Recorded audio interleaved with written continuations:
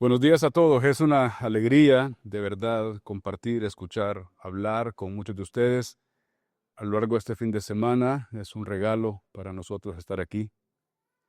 Y esta no es la típica palabra del invitado que por cortesía dice esta cosa. No, yo no suelo decir la cosa por cortesía, eh, sino porque de verdad la siento. O sea, es de verdad una bendición haber estado este tiempo juntos. Y como decía David, vamos a ver si aterrizamos un poco. Y es el momento del viaje junto al despegue donde la gente se pone más nerviosa. Cuando ya el avión comienza a descender y bueno, vamos a ver, o aterrizamos o nos estrellamos, ¿verdad? Alguna de las dos cosas va a pasar, pero que va a pasar algo, pasará, sin duda. Hemos hablado acerca de que vivimos en un mundo roto, donde hay gente rota, gente herida, gente que sufre. Algunas con rostro radiante, pero con corazones oscurecidos, con corazones realmente tristes, vacíos. Y hemos visto cómo Dios no se queda indiferente ante este estado de calamidad, sino que Dios hace algo. Dios dio la promesa de la salvación y Dios avanzó el proceso de esa salvación hasta llegar a Cristo. Hemos visto que Dios involucra a su pueblo para poder cambiar las cosas. No solamente Él provee la promesa, sino la cumple y también involucra a su pueblo para esto. Esta mañana yo quisiera que habláramos de algo y es que Dios cambia todo y está en la página final de sus notas si la quieren ver. Dios cambia todo por medio de personas en relación con Él para representarlo a Él. Y me gustaría, si tienes una Biblia ahí o un teléfono, que lo puedas llevar hasta Juan capítulo 17. Y en esa porción bíblica encontramos al Señor Jesús la noche antes de ir a la cruz, en el huerto, en una experiencia muy sentida para el Señor, emocionalmente hablando muy fuerte. Él pide a sus discípulos que lo acompañen y luego se aparta un poco del grupo más grande para estar con tres de los más cercanos, Pedro, Jacobo, Juan. Y el Señor Jesús, siendo muy vulnerable, les dice: mi alma está muy triste hasta la muerte. Quedaos aquí, velad conmigo. Y luego Jesús se aparta un poco de ellos y va a orar al Padre. Y tenemos eso en varios pasajes de los Evangelios. Pero en Juan tenemos un detalle muy ampliado acerca de cuál fue la oración que Jesús hizo esa noche. Yo quisiera que hagamos algunas preguntas al texto. No veremos todo el capítulo 17, pero me gustaría que hagamos unas preguntas al texto. Están en sus páginas. Y la primera pregunta es: ¿en qué consiste la vida eterna? Yo creo que uno de los primeros versículos que uno aprende cuando llega al Señor, o incluso lo conoce antes de ser cristiano, porque lo ha visto por ahí, es Juan 3:16. Porque de tal manera amó Dios al mundo que ha dado a su Hijo unigénito para que todo aquel que en él cree no se pierda, mas tenga la vida eterna. En El Salvador uno puede ver eso en los autobuses, ahí atrás puesto y tal. En Latinoamérica suele pasar eso. Pero ¿qué significa vida eterna? Muchas veces yo pensé que la vida eterna tenía que ver con una vida sin fin, con una vida larga, una vida que no se acaba jamás. Y por supuesto hay un elemento de ese tipo ahí. Pero Jesús, en su oración en Juan 17, versículo 3, nos va a decir de qué se trata esto, de una manera mucho más clara. Dice el versículo 3: y esta es la vida eterna, que te conozcan a ti, el único Dios verdadero, y a Jesucristo, a quien has enviado. En sus notas dice: más que una realidad temporal, es una realidad relacional. La vida eterna no tiene que ver solamente con una vida sin fin, porque también habrá condenación sin fin. Es decir, no es el aspecto temporal el que define esto de manera quizás primaria, sino el aspecto relacional. Jesús dice: la vida eterna tiene que ver con una relación, tiene que ver con que te conozcan a ti. Por supuesto, esto se desarrolla en el Nuevo Testamento, se amplía en el Nuevo Testamento, y en Gálatas, por ejemplo, Pablo dice: porque ahora conociendo a Dios, o más bien siendo conocidos por Él, y esto de lo que habla es de esta relación de la que hablábamos ayer, que se ha restaurado gracias a la obra de Jesús. Entonces, esto nos da un punto de partida para entender que de lo que se trata, esto de la vida eterna, esto de la salvación, esto de ser cristiano, es de tener una conexión relacional real con Dios. Muchos de nosotros los cristianos hemos pensado en algún punto de la vida cristiana que ser cristiano tiene que ver con ir a la iglesia, tiene que ver con estar activo en las cosas de la iglesia, tiene que ver con saber Biblia, tiene que ver con hacer estas cosas que por supuesto son parte de la vida en Cristo.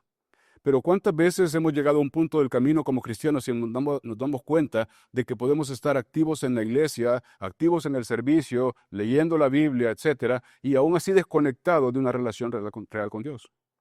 Y es aquí donde necesitamos, y de verdad el cambio profundo ha sido una tremenda bendición, porque nos ha llevado otra vez a pensar en de lo que se trata ser cristiano. No se trata simplemente de que tú asistas a un sitio, sirvas y tengas conocimientos en la cabeza sobre la Biblia. Tiene que ver con tener una relación real con Dios. Y esos aspectos de realidad obviamente te transforman, obviamente te confrontan, obviamente te hacen disfrutar a Dios de una manera diferente. Pero Jesús dice que la vida eterna, más que una realidad temporal, es una realidad relacional. Y dice, esta es la vida eterna, que te conozcan a ti, que crezcan en esta experiencia de conocerte, que no se agota, que no es que tú dices, ya leí la Biblia 5 veces, en 5 versiones distintas, así que ya está, ya conozco a Dios.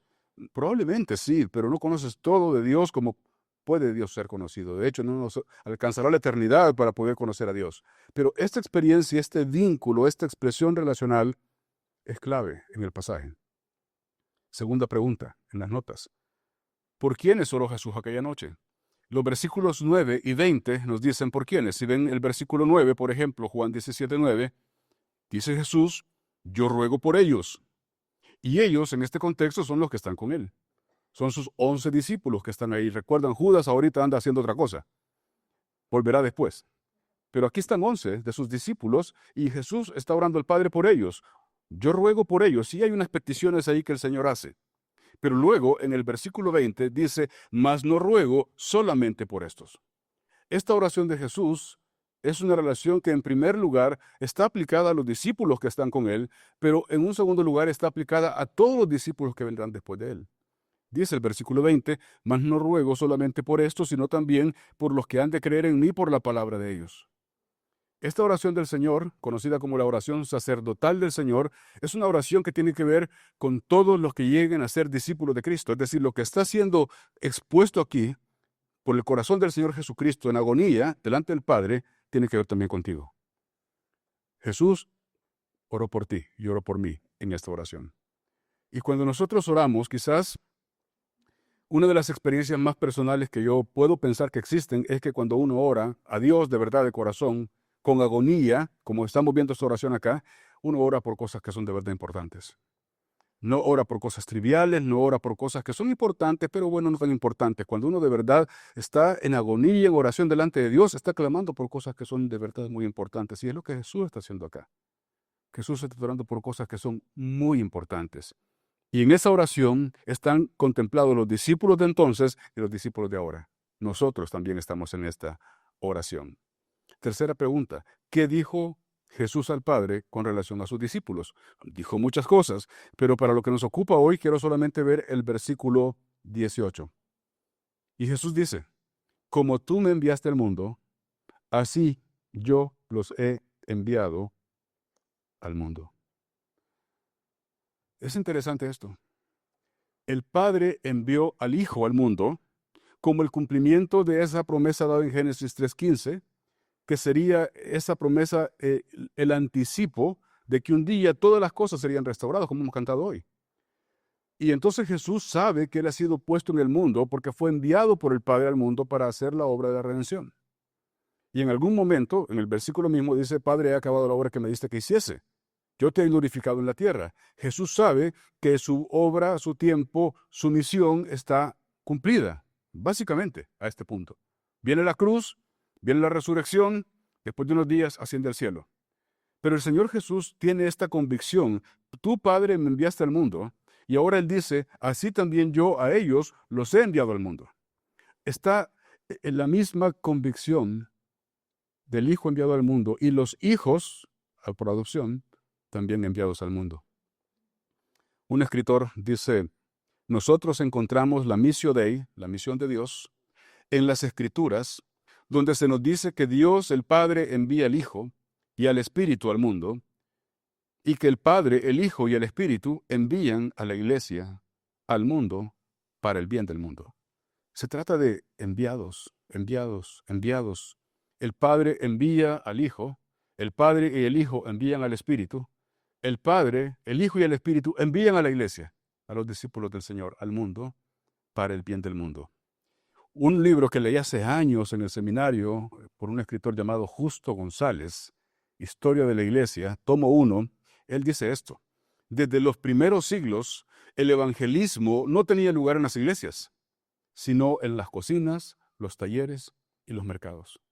Donde los discípulos de Jesús estaban, donde los discípulos de Jesús se movían en su vida ordinaria, ahí en ese contexto ordinario se generaban oportunidades para que el evangelio pudiera ser visto y pudiera ser oído, por medio de aquellos que habían sido alcanzados por ese evangelio. Los discípulos de Jesús no tenían congresos, conferencias, actividades evangelísticas especiales 2 o 3 veces al año, sino que su vida diaria era un contexto diario de misión. Jesús dice: así como tú me has enviado al mundo, también yo así a ellos los he enviado al mundo. En el Antiguo Testamento, cuando ustedes recuerdan la historia de la edificación y dedicación del templo, uno podría preguntarse dónde mora Dios. Y podríamos decir, pues, en Jerusalén. Y su presencia se manifiesta en el templo. ¿Se acuerdan la Shekinah? La presencia de Dios llenando el templo, siendo visible a los ojos de las personas que están alrededor, primero en el tabernáculo de reunión y después en el templo. ¿Dónde mora Dios? En Jerusalén. Hay que ir a Jerusalén. Ahí está la casa de Dios, ahí está la morada de Dios, ahí está la presencia de Dios entre su pueblo. Pero si preguntamos en el Nuevo Testamento dónde mora Dios, la respuesta es diferente. ¿Dónde está el templo hoy? En el cónsul, ahí en la.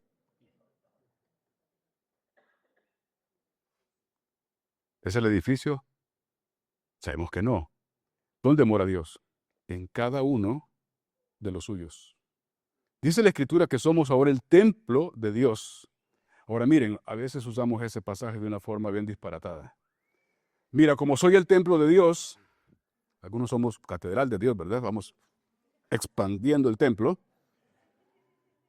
Como somos el templo de Dios, pues no tengo que tomar Coca-Cola, no tengo que tomar bebidas con exceso de azúcares, etcétera, etcétera, porque hay que cuidar el templo. ¿Han escuchado eso? Creyentes que están cuidando el templo, ¿verdad? Porque pues somos el templo de Dios y hay que hacer ejercicio, hay que dormir bien, hay que comer bien. Ok, eso se llama mayordomía. Está bueno. Pero podemos estar cuidando el templo, el envase, y estar perdiendo de vista lo más importante, que es que la presencia de Dios en medio de nosotros, en nosotros, se mueve donde sea que nosotros vamos. O sea, el templo ahora es móvil. El templo no está en un sitio específico y que la gente, para poder tener ese encuentro con Dios y la realidad de Dios, tiene que ir a ese sitio para poder experimentar cosas. Miren cómo la teología nos ayuda en nuestros cantos. Hay canciones que son bien pegadizas y bien modernas y bien comunes que no expresan esta verdad. Y uno dice: qué linda la canción, pero no la vamos a cantar, porque no tiene una teología correcta. Porque el templo somos nosotros. El templo no es el sitio donde nos reunimos. Este es el templo. Y después será otro el templo, y después será otro el templo. Pero el templo auténtico somos nosotros, los cristianos.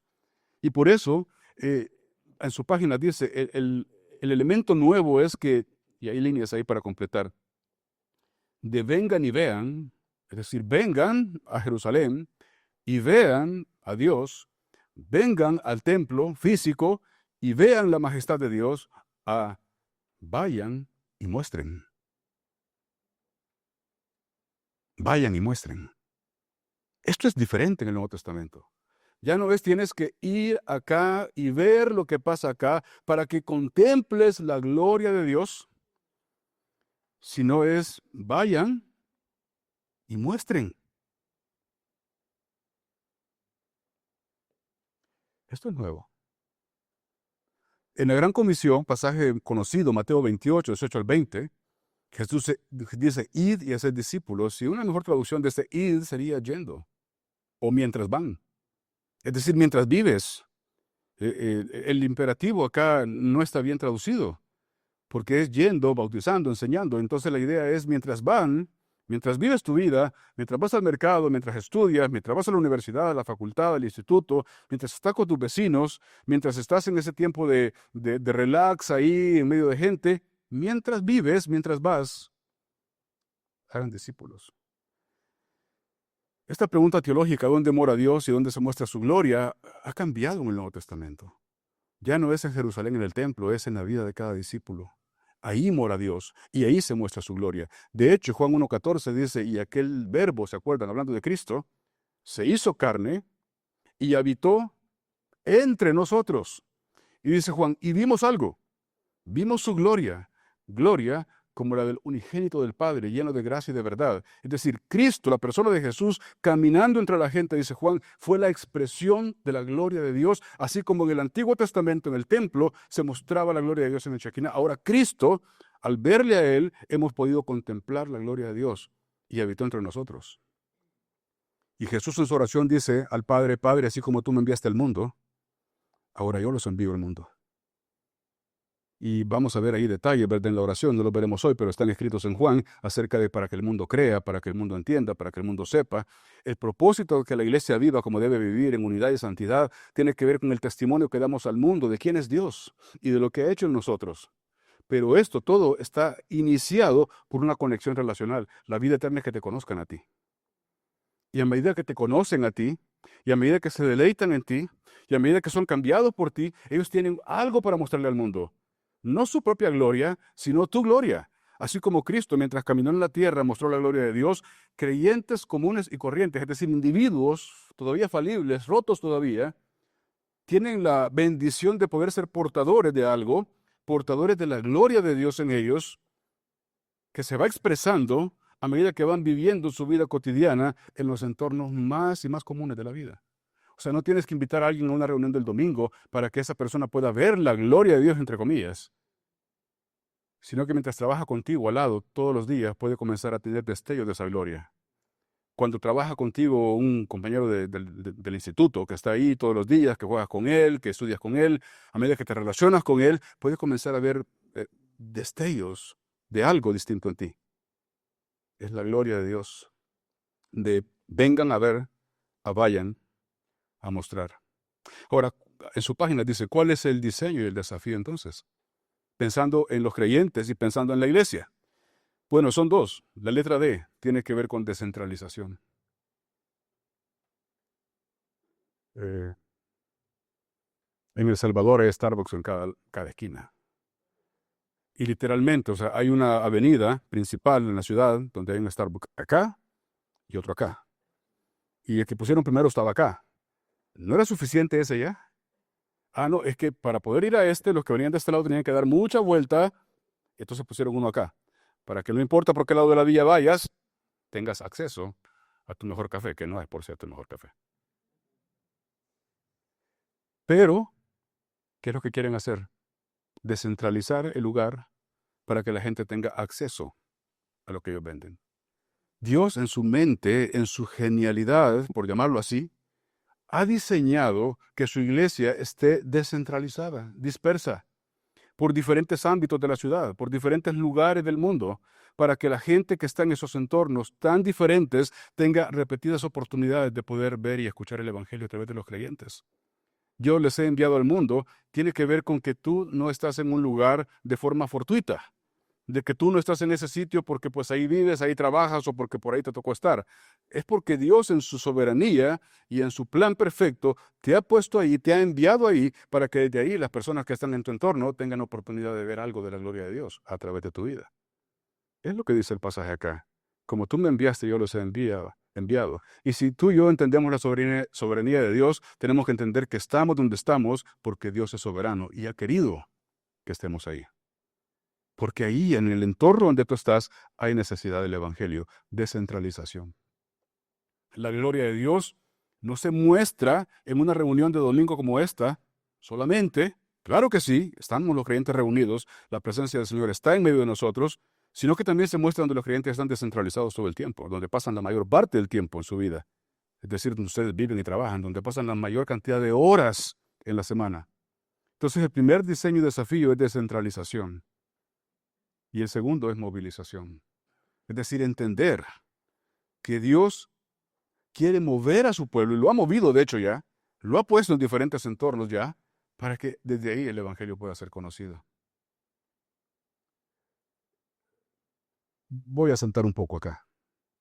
Hechos capítulo 1, versículo 8, recuerdan este pasaje, es la versión de la Gran Comisión en Hechos. Jesús dice, pero recibiréis poder cuando haya venido sobre vosotros el Espíritu Santo, y me seréis testigos en Jerusalén, en toda Judea, Samaria y hasta lo último de la tierra. Y viene Hechos capítulo 2, el Espíritu Santo llega a la iglesia, hay poder espiritual que se despliega, hay predicación del Evangelio que genera conversiones, hay crecimiento de la comunidad de discípulos. Capítulo 3 lo mismo, hay una sanidad y hay una explicación de la sanidad de parte de Pedro, hay un despliegue del poder de Dios y hay conversión. Capítulo 4 hay arresto, hay interrogatorio, hay defensa de la fe de parte de los apóstoles Pedro y Juan. Eso genera ánimo en la iglesia, la predicación sigue extendiéndose más y más y ahí estamos en Hechos capítulo 5, donde hay un caso de disciplina en la iglesia de parte de Dios, porque hay una simulación de piedad que Dios dice esto no va, vamos a cortar por lo sano para que no se repita el asunto. ¿Ustedes recuerdan? Ok. Hechos capítulo 6, el trabajo es mucho, los apóstoles dicen, necesitamos ayuda, no es justo que nosotros descuidemos estas cosas por atender otras cosas, que son importantes, pero, y vienen los diáconos, ¿se acuerdan la elección de los diáconos?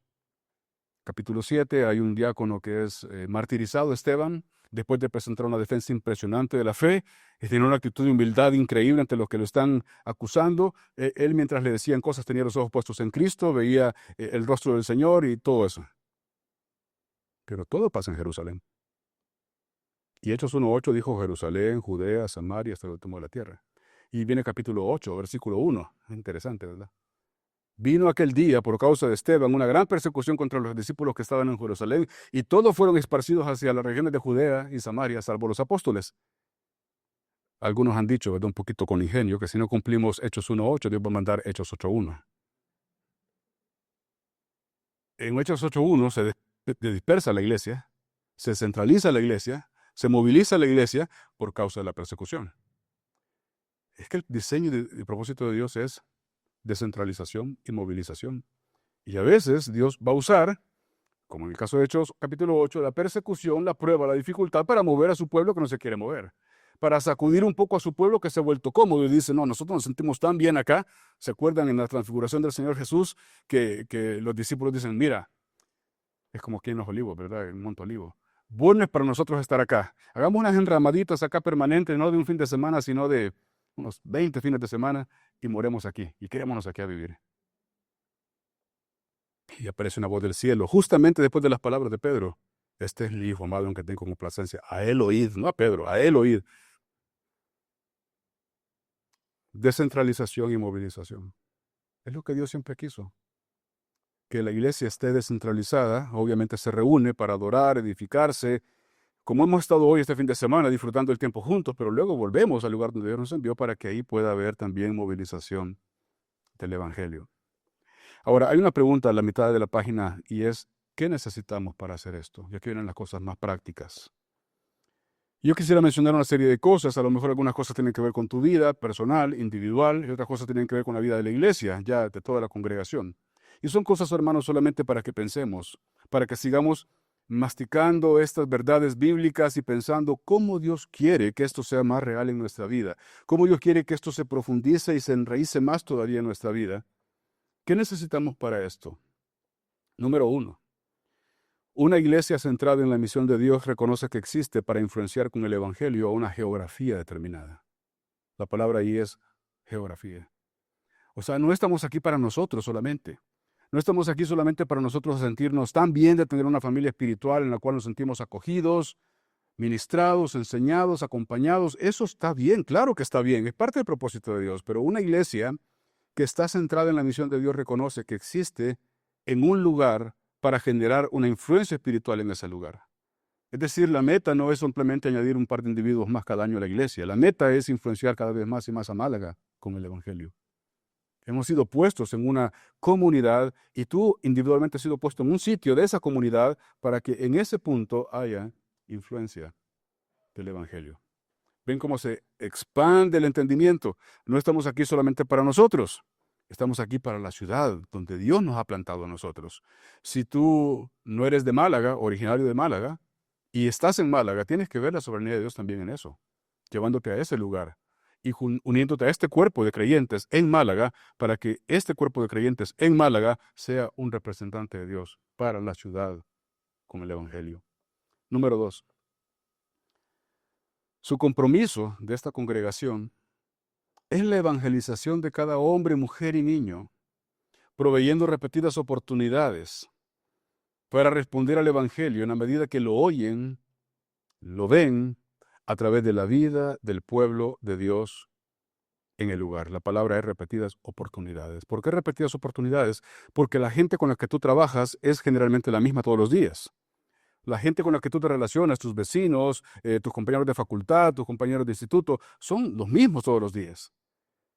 Entonces tienes la oportunidad repetida para ellos de poder expresar el Evangelio, dar destellos del Evangelio en tu vida, tal vez no dando un discurso, pero sí viviendo el Evangelio en tu vida, respondiendo a otros códigos, como decíamos ayer, acerca de que el Evangelio nos cambia, y la gente puede comenzar a percibir el Evangelio en tu vida. Tal vez tú no estás declarando el Evangelio con tus palabras todavía, pero estás demostrando el Evangelio con tu vida todos los días. Y ellos pueden comenzar a verte, comenzar a ver tu matrimonio, comenzar a ver tu manera de manejarte como hombre, como joven cristiano, y qué extraño, qué raro, ¿por qué es así? Entonces el compromiso es la evangelización de cada hombre, mujer y niño en ese lugar. Ah, pero el pastel es muy grande. No importa, veremos eso luego. Número 3. La meta es generar acceso al Evangelio. Por eso están los McDonald's por aquí y por allá. Por eso están los cafés por aquí y por allá. ¿Para qué? Acceso fácil.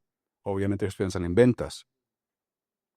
Pero lo que Dios ha pensado es que los creyentes de Málaga puedan ser un punto de acceso a los no creyentes en Málaga y más allá, a través de donde estos creyentes están. O sea, que una persona sin Cristo no tenga que viajar demasiada distancia para tener acceso al Evangelio. Que no tenga que ir a un templo que le queda 1 hora o 2 horas para poder ver cómo es ser un cristiano, sino que a través de las relaciones que esta persona no creyente tiene con un compañero de trabajo, con un vecino, con un familiar que es cristiano, pueda ver cómo es el Evangelio sin tener que ir a ningún sitio. La meta es generar acceso al Evangelio. Tú y yo, hermano, hemos sido puestos en el lugar donde estamos para generar acceso al Evangelio a las personas que están ahí. Y acceso no es ven, te tomo de la mano y te llevo el domingo al templo. Si puedes, hazlo. Pero generalmente no va a ser así la ruta. Va a ser primero comenzar a conocerse. Va a ser primero comenzar a interactuar en el día a día. Va a ser primero comenzar a trabajar juntos, a vivir la vida al lado del otro. Y en ese proceso vas generando acceso al Evangelio a través de tu vida. Hay un libro interesante escrito hace mucho tiempo que se llama ¿Por qué no llega el avivamiento?, escrito por Leonard Ravenhill. Y él dice en una parte de ese libro, gracias a Dios por todo lo que se hace en las naciones extranjeras. Sin embargo, parece raro que hay más aparente preocupación por la gente al otro lado del mundo que por nuestros vecinos que perecen al otro lado de la calle. Parece que toda la onda y la ola misionera, ¿verdad?, de los años 90 y 80 en América Latina, por lo menos yo creo que también, ¿te acuerdan con Vivan Internacional y todas estas cosas, que tenían un impulso de las misiones y mandemos gente al mundo árabe, mandemos gente a Europa del Este antes de la caída de la cortina de hierro, mandemos a gente a Asia, y está bien, claro que está bien, Hechos 1:8 dice eso. Pero muchos nos volvimos impulsores de las misiones pensando en este tipo de misiones internacionales y estuvimos orando por misioneros internacionales y haciendo esfuerzos para hacer la obra internacionalmente, pero ni conocíamos al vecino de enfrente. O sea, no nos interesaba saber, sabíamos todo de los bereberes allá en África, su raza, su idioma, sus necesidades, y pasaba gente acá a las iglesias a decir, vamos a hablar ahora de la etnia número tal, y ¿qué es eso, verdad? Y ellos tienen tal cosa, necesidades, no tienen Biblia en su idioma, y la iglesia bien es conocedora de eso, pero ¿cómo se llama el que trabaja al lado tuyo? ¿Qué necesidades tiene? ¿A quién sabe? Creo que se llama Pepe, o algo así. ¿Cuánto tiempo tienes de conocerlo? Como 2 años. Ven el punto. A veces este interés de crear acceso al Evangelio a los que están lejos nos ha nublado la mente para crear acceso a los que están más cerca. Por eso, más abajo, una iglesia dirigida por un compromiso geográfico, lo primero que hace es identifica los lugares a los que Dios los ha enviado para compartir el Evangelio, intercede por esas personas y desarrolla estrategias y establece metas para con las iniciativas existentes. ¿Qué significa esto? Que el cónsul, o el redentor en mi caso en San Salvador, es incapaz de alcanzar Málaga o San Salvador por sí solo. No puede. Aún la iglesia que tenga más músculo, es decir, la que sea más numerosa, con mejores instalaciones, con más programas, es incapaz de poder alcanzar por sí sola una geografía. El plan de Dios es que su cuerpo funcione colaborativamente en una misión común. Si el apóstol Pablo escribiera una carta hoy a la iglesia en Málaga, ¿a cuál iglesia se la escribiera? Al cónsul, por supuesto, ¿verdad? Escribe al ángel de la iglesia en el cónsul. Las cartas que el apóstol Pablo escribe a la iglesia en Corinto, en Galacia, en Éfeso, no es a una congregación específica, sino es a la iglesia que está en esa ciudad, que está conformada por diferentes congregaciones pequeñas. Y eran cartas que tenían que irse pasando a las congregaciones para que los creyentes de la ciudad fueran siendo recordados del Evangelio, animados a vivir en el Evangelio y todo eso. Pero a veces hemos perdido esa conciencia de cuerpo donde pensamos que todo lo que Dios hará será en nosotros y por nosotros. Sí, por un lado, pero estamos conectados con otros y necesitamos ver esta geografía como algo más grande que nosotros mismos. ¿Qué haces tú cuando te llevan un gran pastel a tu casa? Si mira, feliz cumpleaños y solo vives con una persona. ¿Qué comenzás a hacer? Decir, te vengo para una semana. Alguno puede hacer eso. Pero normalmente lo que pasa es que decir, bueno, vamos a partir, le vamos a llevar un poco a no sé quién, y vamos a llevar un poco a no sé cuál, y vamos a llevar el domingo a la iglesia no sé cuánto. Cuando nosotros nos casamos, mi esposa creció con 5 hermanos varones, ella era la mayor, o sea, 6 hermanos, ella la mayor y los demás varones todos, y sus 2 padres. Y cuando llegó cierto momento de su vida, ella fue la responsable de organizar el tema de la cocina, porque sus padres trabajaban, entonces ella empezó a trabajar en la cocina y cocinar para 8. Cuando nos casamos, ella traía esa medida de cocinar para 8 y solo éramos 2. Bueno, y el perro, pero el perro comía otra comida. Y pasaba muy frecuentemente en aquellos primeros días de casado que cuando hacía algo era un montón de comida. Y sí, yo me repito un par de veces, pero ya después de la tercera vez ya no, ya es mucho. Y era muy frecuente que decíamos, mira, vamos a llevarle esto a no sé quién. Después fue ajustando la medida y hoy tiene la medida perfecta. Hace magia porque compra 3 cosas y alcanza para 4, pero en aquel día era otra historia. Cuando te dan algo muy grande que no alcanza para ti, tú lo compartes con otros. Igual es la misión de Dios. Es más grande de lo que tú te puedes morder o comer.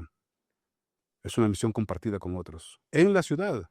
Entonces, lo que Dios va a hacer en un lugar, lo va a hacer a través de todo su pueblo en ese lugar. Y nosotros somos parte de ese todo su pueblo en el lugar. Es decir, tenemos una responsabilidad personal, una responsabilidad congregacional, pero también una responsabilidad compartida con otros cuerpos de Cristo ahí en ese lugar. Y necesitamos identificar ese lugar, interceder por ese lugar y desarrollar estrategias con las iniciativas ya existentes, es decir, otras congregaciones que ya existen, que son cristocéntricas, que tienen en común con nosotros los principios del Evangelio y tal, y las cosas medulares son cosas afines, y podemos entonces comenzar a orar con pastores de estas iglesias en esta geografía y trazar metas comunes para alcanzar a cada hombre, mujer y niño en ese lugar. Y cooperar como iglesias con los esfuerzos de otras iglesias para asegurar el éxito de esas iglesias, porque si tienen éxito, nosotros tenemos éxito. Porque nuestra meta es la geografía más grande. ¿Cómo podemos compartir recursos? Esta iglesia es una iglesia rica en recursos. ¿Cómo podemos compartir recursos que están en esta iglesia, que a lo mejor en una iglesia a unas pocas calles del cónsul tiene menos recursos? Y no me refiero a dinero, gente. ¿Y cómo ustedes pueden ser de bendición a esa congregación para que esa congregación sea de bendición a su comunidad? Y cómo cuando eso pasa, el cónsul puede decir, estamos ganando. Hey, pero yo veo a la misma gente que el cónsul no crece. Es que la meta no es el crecimiento de esta congregación solamente, es la meta el crecimiento del evangelio en la ciudad. Y cuando el evangelio crece en la ciudad, estamos contentos.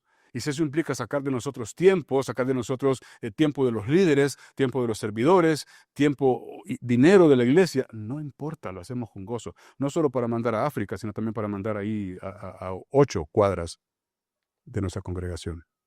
Esto cambia la idea de hacer misión. ¿Qué se debe hacer para conseguir esto? Bueno, necesitamos, por un lado, equipar al pueblo de Dios para la evangelización de esa geografía. Es decir, que cada creyente sepa que es un enviado. Que cada creyente cuando sale de su casa sepa que no va a trabajar solamente, que no va a estudiar solamente, que no va de compra solamente, sino que ha sido enviado por Dios para representar a Cristo en ese lugar. Necesitamos, como iglesia, equipar constantemente al pueblo de Dios para la evangelización. Y es el número 1, ¿verdad? Equipar. ¿Se acuerdan de los que estuvieron el año pasado en abril en mi círculo? Ahí está grabado en YouTube. Son solo ideas, hay más cosas. Pero son solo ideas de cómo vivir en misión. Ustedes seguramente han hecho más cosas en otros momentos de la historia de la iglesia. El tema es cómo equipamos a la gente para vivir en misión. 2 cosas. Cómo la equipamos para crecer en su relación con Cristo, lo cual ustedes han sido geniales para la iglesia y para el mundo. pero cómo los equipamos también para representar a Cristo todos los días en su vida. Y número 2, movilizar a los creyentes para que a través de sus dones, habilidades, sirvan no solamente en la iglesia, sino también en las necesidades que van encontrando en la geografía. Si tú tienes un don de misericordia, por ejemplo, que el Señor te ha dado como creyente, y tú tienes un corazón compasivo, que tú ves en otro hermano en la fe una necesidad y te conmueve, y comienzas a pensar qué hacer, comienzas a orar por esa persona, y comienzas a hablar con otros creyentes sobre cómo poder ayudar a esa persona en esa necesidad, genial. Pero tu don espiritual de compasión y misericordia también ha sido dado para que lo uses en la comunidad de no creyentes, para que también te puedas compadecer de tus vecinos no cristianos y comiences a pensar también de qué manera puedes usar ese don ahí, en ese contexto. Entonces, también movilizar a los creyentes para que vean toda su vida en dirección de cómo podemos ayudar en nuestra geografía. Cuando ponemos un balance en la mesa y nivelamos la mesa, tenemos una mesa de ping-pong en la iglesia, un par de mesas de ping-pong, y tienen en las patas de la mesa tienen unas cositas para ajustar la altura. Y tienes que ver que estén todas bien puestas, porque si no, pues queda desnivelada, ¿verdad? Y hay desventaja para un jugador. Pues cuando estamos pensando en la misión, tenemos que nivelar la mesa, tenemos que ajustar la mesa. Y la pregunta ¿es esta una misión solamente local? Es decir, para que evangelices acá. No, Hechos 1:8 dice que es algo para aquí, para allá y para más allá. Simultáneamente.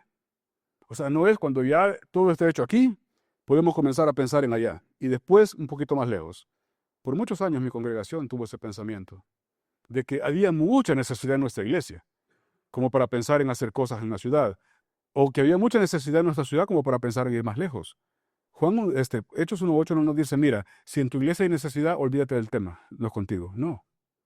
Jerusalén, Judea, Samaria y hasta lo último de la tierra, simultáneamente. Que la iglesia esté activa aquí, allí, allá y más allá. En alguna proporción, de alguna forma, que como creyentes y como liderazgo y como cristianos estamos diciendo, ¿cómo podemos como iglesia ser responsables en el cumplimiento de la misión en nuestra vida diaria, pero también en nuestra ciudad, pero también en nuestro país, pero también en el mundo? Y hay cosas que ya están haciendo. Yo cuando he ido al cónsul, hay ahí fotos de misioneros por los que oran, hay cosas que ustedes hacen para el mundo. Eso es cómo nos aseguramos que tenemos una participación constante y creciente en todas las áreas, en todas las esferas geográficas, desde las más cercanas hasta las más lejanas. ¿Cómo podemos asegurarnos? ¿Cómo podemos medir que estamos usando el tiempo, los dones, los recursos para poder hacer una influencia con el Evangelio en nuestra casa y más lejos? Entonces es una misión que tiene una proporción local, por supuesto, y global. Y Dios quiere que tú estés involucrado en todo esto, de alguna forma. Que no solo sea, estamos haciendo la misión a través de orar por los misioneros, está bien, pero de qué manera también tú puedes hacer algo más por cumplir la misión de Dios. ¿Cómo se vería esta proyección geográfica para nosotros aquí y ahora? ¿Cómo podemos llevar adelante una tarea así? Aquí hay algunas cosas. Número 1, comenzando nuevas oportunidades para hacer accesible el Evangelio a cada hombre, mujer y niño. Los grupos pequeños que ustedes tienen en diferentes partes de la ciudad son una manera de que en los vecindarios puede haber una oportunidad para conectar con otros que viven ahí cerca. Y ahí comenzar a pensar cómo podemos alcanzar o generar nuevas oportunidades, nuevas expresiones para que la luz del Evangelio se vea. Número 2, cómo podemos cooperar con otras congregaciones que ya están establecidas en diferentes lugares de la ciudad, del país, la región y el mundo, que abrazan lo mismo que nosotros abrazamos, el cambio del corazón, la centralidad del Evangelio, el disfrutar a Dios y hacer que otros también lo disfruten. ¿Cómo podemos hacer esto?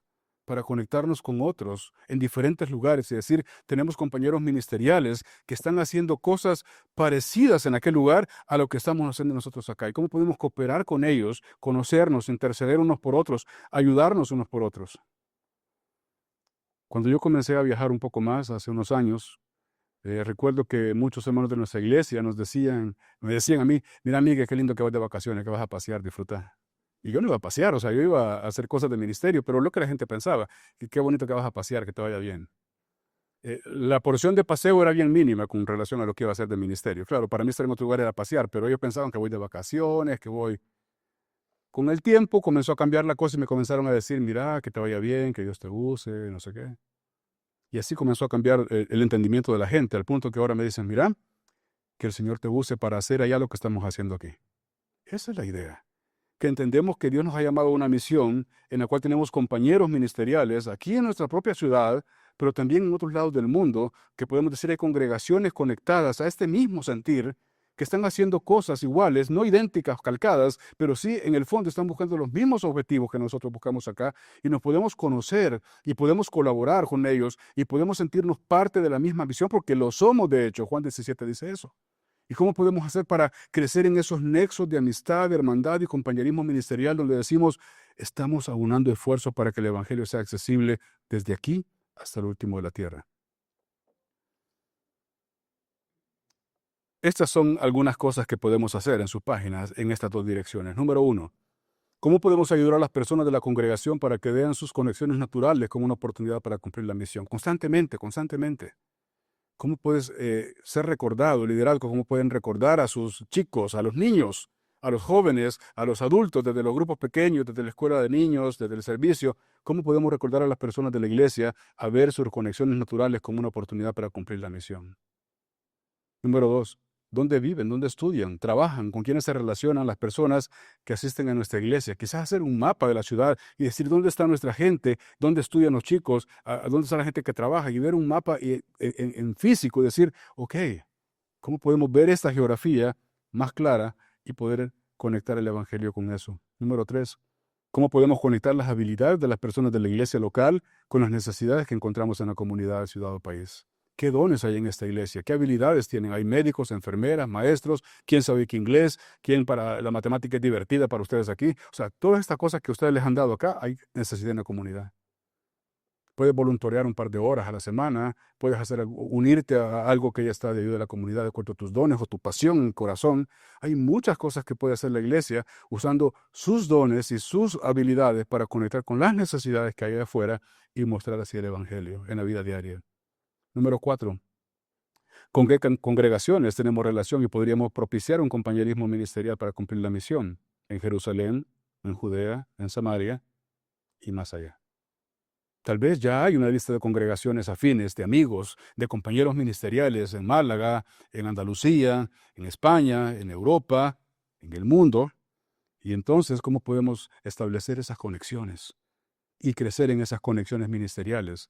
Donde decimos, no solamente David o Nico es amigo de otro pastor allá, sino como el cónsul es compañero ministerial de otra congregación en otro lugar y pueden orar juntos, caminar juntos y hacer cosas juntos para Dios en cualquier lugar. Un hermano llamado Dwight Smith ha dicho estas cosas, están en su página. En cada vocación y en cada calle necesitamos seguidores de Cristo compartiendo el amor de Jesús. En esta forma, el mensaje de reconciliación ofrecido por Dios en su Hijo puede ser visto, tocado y oído a través de cada contexto de relación humana en un país. El pueblo de Dios se convierte en la encarnación de la historia del Evangelio, declarando que la tumba está en efecto vacía. Cualquier cosa que Dios vaya a hacer en los vecindarios, ciudades, estados y aún las naciones del mundo, Él lo hará a través de todos y cada uno de los miembros de su pueblo. Ninguno puede ser excluido de la historia del Evangelio. Ahora que Cristo está sentado a la diestra del Padre, contará su historia de gracia a través de sus seguidores. Nadie es insignificante en esta tarea, nadie es prescindible. Cada vocación, cada calle, en cada lugar de trabajo, en cada entorno educativo, hay necesidad del Evangelio. Y Dios ha puesto ahí a su pueblo para que su pueblo pueda ser la encarnación del Evangelio ahí. Como tú me enviaste al mundo, así yo los he enviado al mundo, para que el mundo sepa. Así como Cristo, mientras caminó en la tierra, la gente que le vio, como Juan declara, vimos su gloria, que a medida que caminamos en relación con Dios, disfrutando a Dios, siendo transformados por Dios, siendo reconfigurados por su gracia y su amor, podamos caminar en medio de otros que puedan observar el Evangelio en nuestra vida. Gente que está rota.